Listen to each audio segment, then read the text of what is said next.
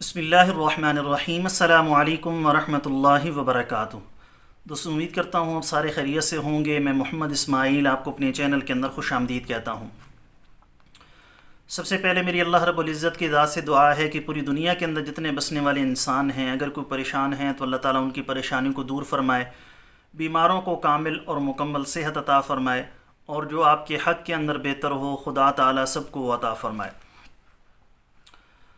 दोस्तों, आजकल जैसी हमारी ग़िज़ाएँ चल रही हैं और जो हम खाने इस्तेमाल करते हैं, तो उसकी वजह से तकरीबन 97-98% लोग ऐसे हैं जो मैदे की मुख्तलिफ़ किस्म की बीमारियों का शिकार हैं, जिनमें से बहुत सारे लोगों के साथ तेज़ाबियत मैदा, तबख़ीर मैदा का मसला है। उनको गैस का इशू रहता है, जिसकी वजह से बाज़ दफ़ा वो ये समझते हैं कि शायद हमारा दिल का मसला चल रहा है। अब वो मुख्तलिफ़ किस्म की अद्वियात इस्तेमाल करना शुरू कर देते हैं, लेकिन चूँकि असल सबब की तरफ नहीं देखा जाता और नहीं उसका कोई ख्याल करता है, मेडिसिन पर मेडिसिन चढ़ाए रखते हैं, जिसकी वजह से मसला और ज़्यादा लंबा हो जाता है, चूँकि असल सबब ही कुछ और होता है। आज की इस वीडियो के अंदर मैं आपको तेज़ाबियत मैदा के बारे में बताने वाला हूँ कि मैदे की तेज़ाबियत की वजह क्या होती है, उसके असबाब क्या होते हैं, जिस्म के अंदर गैस क्यों बनती है, उसकी वजूहात क्या हैं, और अगर खुदा न खास्ता तेज़ाबियत मैदा का मसला बन जाए, तबख़ीर मैदा का मसला बन जाए, मैदे के अंदर गैस ट्रबल का मसला बन जाए, तो उसकी वजह से क्या क्या अलामात इंसान के जिस्म पर ज़ाहिर होती हैं। और अगर वो अलामात आपके जिस्म पर ज़ाहिर होना शुरू हो जाएं तो आपने इलाज कैसे करना है, ग़िज़ाई इलाज क्या करना है, कौन कौन सी चीज़ों से परहेज़ करना है, कौन कौन सी चीज़ें आपने अपनी ग़िज़ा के अंदर शामिल करनी है, किन किन चीज़ों से आपने परहेज़ करना है, और देसी नुस्खा आपने क्या इस्तेमाल करना है। इंशाअल्लाह ताला आज की इस वीडियो के अंदर मैं आपको मुकम्मल शुरू से लेकर आखिर तक डिटेल के साथ बताऊंगा। तो सारे के सारे वो दोस्त जिनको तेज़ाबियत मैदा का मसला है, तबख़ीर मैदा का मसला है, गैस का मसला है, कब्ज़ का मसला है, सीने के अंदर जलन का मसला है, या मैदे की वजह से वो तरह तरह की बीमारियों का शिकार हैं, मेरी इस वीडियो को मुकम्मल शुरू से लेकर आखिर तक देखें। अगर आपके पास अभी वक्त नहीं है इसको मुकम्मल देखने का, इसको डाउनलोड कर दें, अपने पास इसको महफूज रखें। जब भी आपको वक्त मिले इसको तसल्ली के साथ मुकम्मल देखें। इंशाअल्लाह ताला इस वीडियो को देखने के बाद आपको कोई और वीडियो देखने की ज़रूरत नहीं पड़ेगी। इसमें मैंने सारी की सारी चीज़ों को बड़ी मेहनत के साथ एक जगह पर जमा कर लिया है, ताकि आपके लिए इसको समझने के अंदर और नुस्खा बनाने के अंदर, परहेज़ करने के अंदर, ग़िज़ाई चीज़ें इस्तेमाल करने के अंदर कोई भी मुश्किल पेश ना आए। तो आपने वीडियो मुकम्मल शुरू से लेकर आखिर तक देखनी है। अल्लाह का फ़ज़ल हुआ तो इंशाअल्लाह ताला मैदे के जितने भी अमराज़ हैं उससे आपको मुकम्मल तौर पर खलासी नसीब हो जाएगी। तफसील में जाने से पहले मेरी आप सब दोस्तों की खिदमत में गुजारिश है कि नीचे टाइटल के अंदर मेरे दूसरे यूट्यूब चैनल का लिंक मौजूद है, ज़रूर सब्सक्राइब कर लें। अगर कोई दोस्त खालिस रोग़न बलसान, जंगली शहद, ज़ाफ़रान, सलाजीत या किसी भी किस्म की दीगर अद्वियात मंगवाना चाहें, ऊपर मेरे व्हाट्सअप नंबर शो हो रहे हैं, इस पर वॉइस मैसेज कर दें या रिटर्न के अंदर लिखकर मैसेज कर दें। मुझे जैसे ही वक्त मिलेगा मैं इंशाअल्लाह ताला जल्द अज जल्द आपको रिप्लाई करने की कोशिश करूँगा। तो चलिए दोस्तों, मैदे की तेज़ाबियत क्यों होती है, उसकी वजूहात, अलामात और आसान तरीन इलाज क्या है, तफसील के साथ सुन लेते हैं। तबख़ीर मैदा, गैस की प्रॉब्लम क्यों होती है, इस वीडियो को मुकम्मल देखें, हो सकता है आप बहुत सारी बीमारियों से बच जाएँ।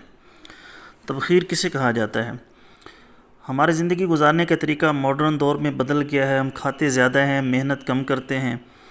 इस तरीके ज़िंदगी की वजह से हमारे मैदे में ग़िज़ा कम हज़म होती है, और बजाय इसके कि हम मैदे को दुरुस्त करें, हम दिन में 10-10 बार खाते पीते रहते हैं। चिकन, फार्मी मुर्ग, कढ़ाई गोश्त जो पता नहीं किस जानवर का होता है, वो खाकर हाजमे का अमल तेज़ करने के लिए ऊपर से 4-4, 5-5 कोल्ड ड्रिंक्स चढ़ा लेते हैं, जिससे हमारे मैदे के अंदर ओजड़ी के वो कांटे गल सड़ जाते हैं जो ग़िज़ा को हज़म करते हैं।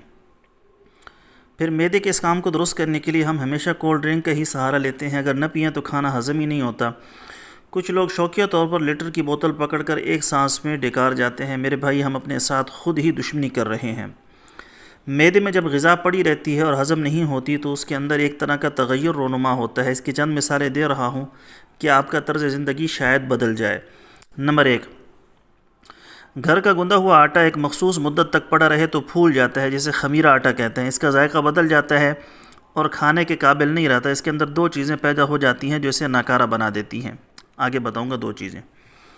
نمبر 2، گرمیوں میں بند کمرے میں یا بند برتن میں سالن زیادہ دیر تک پڑا رہے تو سڑ جاتا ہے، اس کے اندر بدبو پیدا ہو جاتی ہے، کیمیکل ریئیکشن ہو جاتا ہے، اس کے نتیجے میں سالن کے اندر خود بخود ایک ابال پیدا ہو جاتا ہے اور چکھنے سے تھوڑا کھٹا محسوس ہوتا ہے۔ اس سے معلوم ہوا کھانے میں 2 چیزیں اضافی پیدا ہو گئیں جو یہ ہیں: نمبر 1 ہوا یعنی گیس، نمبر 2 کھٹا پن یا ترشی یا تیزابیت۔ ان 2 مثالوں کو مد نظر رکھ کر آپ سمجھیں کہ یہ برتن جس کے اندر غذا پڑی ہوئی ہے وہ آپ کا معدہ ہے۔ اسی طرح جب معدے کے پٹھے اس کا فعل ہم نے خود خراب کر دیا تو معدے کی کمزوری کی وجہ سے غذا زیادہ دیر تک معدے میں پڑی رہتی ہے اور ہضم نہیں ہوتی، اس کے اندر بھی بدبو اور ہوا پیدا ہو جاتی ہے۔ اس عمل کو تبخیر، گیس، ریح یا تیزابیت کہتے ہیں۔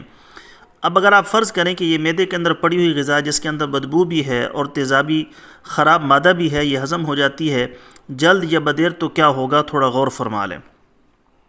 نمبر 1، اس سے اچھی قسم کا خون نہیں بنے گا اگر دیر سے ہضم بھی ہوتی ہے۔ اگر بن بھی گیا تو اس ناقص اور ردی خون سے عضلات، شریانے، پٹھے، گردے، مثانہ، تمام جوڑوں کے نظام میں خرابی پیدا ہو جاتی ہے اور اس کے نتائج بڑے بھیانک اور خطرناک ہو سکتے ہیں۔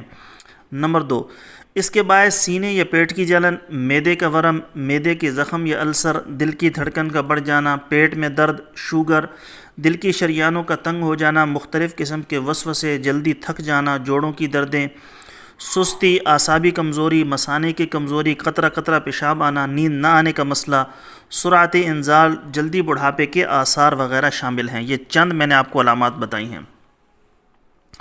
نمبر 3، غذا کے زیادہ دیر معدے میں پڑے رہنے کی وجہ سے اس کی غذائیت ختم ہو جاتی ہے، یعنی آپ نے صرف اپنا پیٹ بھرا ہے، غذا کے اندر موجود وٹامن، فولاد، کیلشیم وغیرہ مناسب طور پر جسم میں جذب نہیں ہوتے، اور جب جذب نہیں ہوتے تو جسم میں کمزوری پیدا ہونا شروع ہو جاتی ہے۔ جسم کے اندر کا ڈاکٹر جب خود بیمار پڑ جائے تو بیماریوں کو جسم میں پیدا ہونے سے بچا نہیں پائے گا، جسم کا مدافعاتی طاقت ختم ہو کر رہ جائے گی۔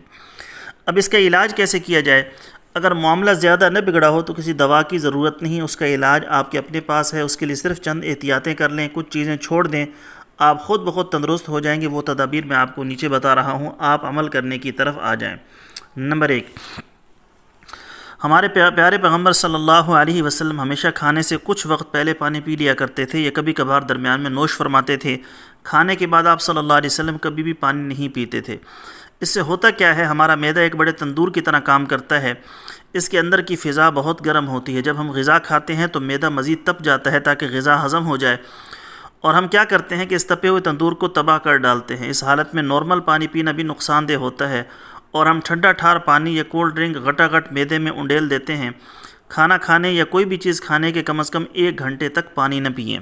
میں آپ کو یہ نہیں بتا رہا کہ آپ کوئی خلاف سنت کام کر رہے ہیں، پیاس لگے تو پانی پی سکتے ہیں، لیکن یہ طبی اعتبار سے آپ کی صحت کے لیے ٹھیک نہیں ہے۔ نمبر 2، کھانا کھانے کے بعد ہلکی پھلکی چہل قدمی ضرور کریں، اگر ٹائم نہیں ہے تو 10 یا 15 بیٹھکیں ضرور نکال لیں۔ نمبر 3، کولڈ ڈرنک اپنی عادت نہ بنائیں۔ کیا یہ ضروری ہے کہ ہم اپنے ہاتھوں اپنی زندگی پیسے دے کر تباہ کر ڈالیں؟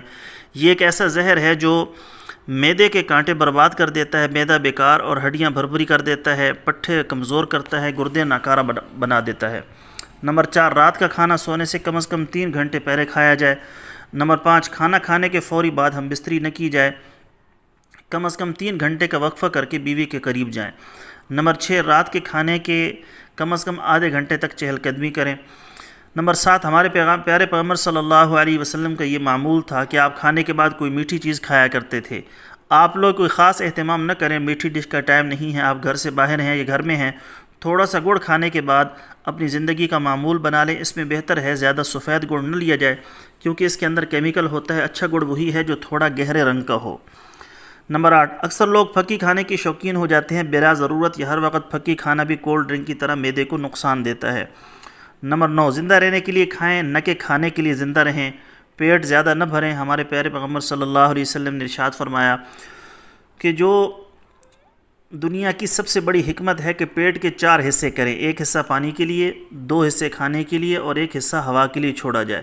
جو کوئی بھی اس پر عمل کرے گا کبھی بیمار نہیں ہوگا۔ ہم کیا کرتے ہیں کہ کوئی شادی کا فنکشن ہو تو 1 دن پہلے کھانے کا فاقہ کر لیتے ہیں اور فارمی چکن یا مٹن گلے تک پیٹ میں بھر لیتے ہیں اور اوپر سے کولڈ ڈرنک پی لیتے ہیں اور گھر آ کر طبیعت خراب ہو جاتی ہے۔ نمبر 10، کھانا ذائقہ لے کر کھائیں، خوب چبا چبا کر کھائیں۔ منہ کا لعاب ایک بہترین دوائی ہے جو ساتھ ساتھ غذا میں شامل ہوتی رہتی ہے، کھانا ہضم ہو جاتا ہے۔ سنت کے مطابق کھائیں، زیادہ ماڈرن مت بنیں، چمچ کانٹا اپنی زندگی سے نکال لیں، اور سب سے بہتر دوا کھانے کے بعد پانی نہ پینا اور ہاتھوں کی انگلیاں چاٹنا ہے۔ ہمارے پیارے پیغمبر صلی اللہ علیہ وسلم کے اس عمل کو میڈیکل سائنس نے بھی تسلیم کیا ہے کہ ہمارے ہاتھ کی انگلیوں کے پوروں میں ایک ایسا مادہ ہوتا ہے جو ہاضمے کے فعل کو ٹھیک رکھتا ہے اور غذا جسم کا حصہ بنتی ہے۔ اگر کوئی آپ کی انگلیاں چاٹنے کے عمل پر تنقید کرتا ہے یا مذاق کرتا ہے تو یوں سمجھے کہ وہ ہمارے پیارے پیغمبر صلی اللہ علیہ وسلم کی سنت کی توہین کا مرتکب ہو رہا ہے۔ بہت سے لوگوں نے انگلیاں چاٹنے کے عمل پر لطائف بنا رکھے ہیں، اللہ سے ڈریں کہیں اس پر آپ کی پکڑ نہ ہو جائے۔ انگلیاں چاٹنے کو اپنا معمول بنائیں اور غذا بھی ہضم کریں اور ثواب بھی لیں۔ نمبر 11، کھانا کھاتے ہوئے اگر کوئی پاس کھڑا ہو اس کو بھی دعوت دے دیں، اس سے آپ کے رزق میں کمی نہیں آئے گی بلکہ اضافہ ہی ہوگا۔ اور اگر کسی کو دعوت دینے کا آپ کا مزاج نہیں ہے پھر کسی کے سامنے مت کھائیں، کیونکہ ہو سکتا ہے کہ آپ کا کھانا آپ کو ہضم ہی نہ ہو سکے اور نظروں میں آ جائے۔ نظر ایک ایسا تیر ہے جو ہاتھی کو بھی گرا دیتی ہے، اس لیے ہمارے پیارے پیغمبر صلی اللہ علیہ وسلم نے ارشاد فرمایا کہ اپنے گھر میں پکا ہوا کھانا اپنے پڑوسی کو بھی بھجواؤ جس کے گھر میں آپ کے گھر کے کھانے کے پکنے کی خوشبو جا رہی ہے۔ اس میں یہ بھی حکمت کار فرما ہے کہ آپ اس کے حسد کا شکار نہ ہو جائیں اور آپ کا یہی کھانا کہیں آپ کی بیماری کا باعث نہ بن جائے۔ زندگی کو بہتر طور پر گزارنا چاہیے تو اپنی خوراک اور کھانے کا انداز سنت کے مطابق کر لیں، اللہ تعالیٰ آپ کو ہنستا مسکراتا رکھے۔ اب میں آپ کو نسخہ بتانے لگا ہوں۔ معدے کی جلن، گیس، تیزابیت، بھوک نہ لگنا، کھٹے ڈکار، معدے کا ورم، منہ کا پک جانا، بلڈ پریشر کا زیادہ ہو جانا، ان سب علامات میں فوری اثر دوا ہے۔ کون کون سی چیزیں ہیں جی؟ نمبر 1، مغز کشنیز خشک 20 گرام، مغز بادیان 20 گرام، الائچی خرد 1 gram, soda bicarb 1 gram, ملٹھی 1 گرام، کوزہ مصری 50 گرام، ست پودینہ 15 mg۔ سب کو پیس کر صفوف بنا لیں۔ ایک ماشا دن میں 3 سے 4 مرتبہ پانی کے ساتھ استعمال کرنا ہے۔ آخر میں آپ سب کی صحت کے لیے دعا گو ہوں، اللہ تعالیٰ آپ کو ہمیشہ اپنی خاص رحمت سے نوازے۔ صحت ہے تو زندگی ہے، اللہ تعالیٰ آپ کو کسی کا محتاج نہ بنائے اور ہمیشہ آپ کو اپنی امان کے اندر رکھے۔ آپ سے خصوصی دعاؤں کی درخواست ہے، ان قیمتی معلومات کو شیئر کریں، اللہ تعالیٰ آپ سب کو شفا دے۔ اگر آپ یہ سمجھیں کہ اس ویڈیو سے آپ کو فائدہ ہوا ہے اور جو آپ کے مسائل تھے اللہ کے فضل و کرم سے حل ہو گئے ہیں، یا کم از کم آپ نے ترتیب بنا لی ہے کہ اب میں نے ان کو حل کرنا ہے، آپ کو باتیں اچھی لگی ہوں تو ضرور ہمارے چینل کو سبسکرائب کریں، بیل آئیکن پر کلک کریں تاکہ ہماری ہر آنے والی نئی ویڈیو کا نوٹیفیکیشن آپ کے پاس پہنچ سکے۔ ویڈیو کو زیادہ سے زیادہ شیئر کیجیے گا صدقہ جاریہ کی نیت کے ساتھ۔ انشاءاللہ کل ایک نئی ویڈیو کے ساتھ میں آپ کی خدمت میں حاضر ہوں گا۔ اجازت دیجیے، شکریہ، السلام علیکم ورحمۃ اللہ وبرکاتہ۔